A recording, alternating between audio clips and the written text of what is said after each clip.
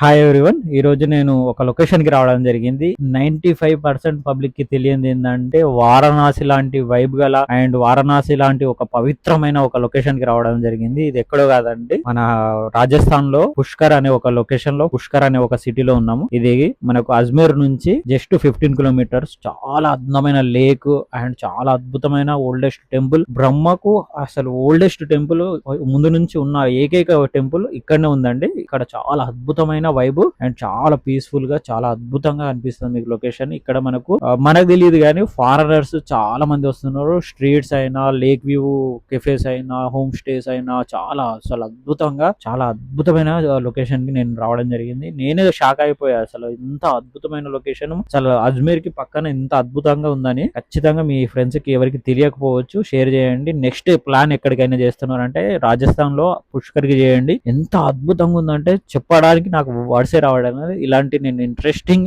Locations కి వెళ్తున్నాను. ఖచ్చితంగా రాజస్థాన్ లో ఇంకా నేను ఎక్స్ప్లోర్ చేస్తున్నాను. ఖచ్చితంగా మిస్ కావద్దు అంటే ఖచ్చితంగా ఫాలో చేయండి. మీరు ఎవరితో వెళ్దాం అనుకుంటున్నారో వాళ్ళకి షేర్ చేయండి. ఖచ్చితంగా ప్లాన్ చేయండి. అజ్మీర్ వరకు అండ్ పుష్కర్ వరకు మనకు వెహికల్ ఫెసిలిటీస్ అండ్ ఎట్లా వెళ్ళాలో నేను ఖచ్చితంగా మీకు ఎక్స్ప్లెయిన్ చేసేస్తాను.